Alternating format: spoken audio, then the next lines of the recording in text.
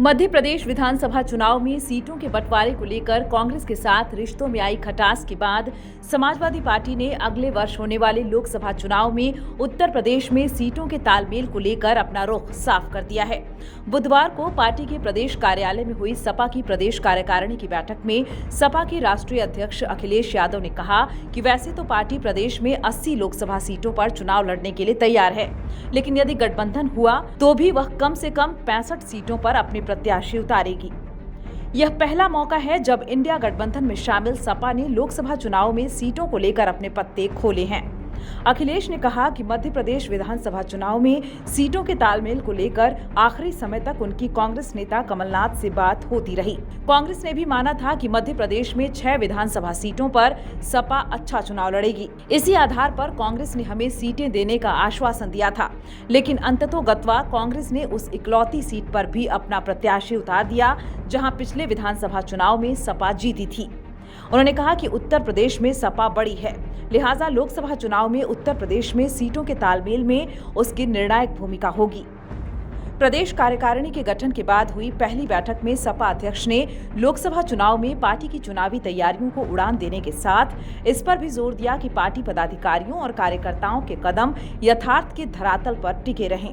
वहीं उन्होंने यह भी साफ किया कि जातिवार जनगणना की पैरोकारी करते हुए सपा की चुनावी तैयारियां पीडीए यानी पिछड़ा, दलित और अल्पसंख्यक को फोकस में रखते हुए की जाएं।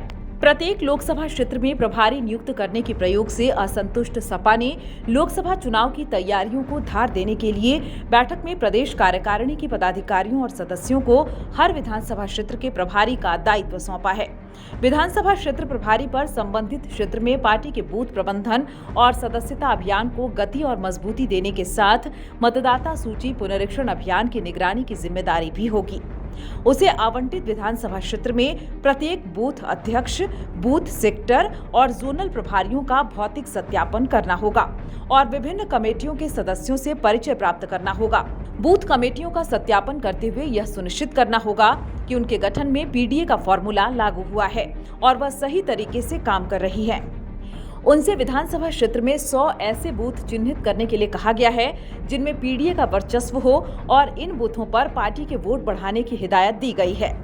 विधानसभा क्षेत्र प्रभारी को क्षेत्र में सक्रिय रहना होगा और उन्हें माह के पहले शनिवार को होने वाली पार्टी की जिला इकाई की बैठक और महीने की 5 तारीख को होने वाली विधानसभा क्षेत्र की बैठक में अनिवार्य रूप से उपस्थित रहना होगा। प्रत्येक माह के अंत में उन्हें विधानसभा क्षेत्र में चुनावी तैयारियों पर केंद्रित समग्र रिपोर्ट सपा के प्रदेश कार्यालय को भेजनी होगी।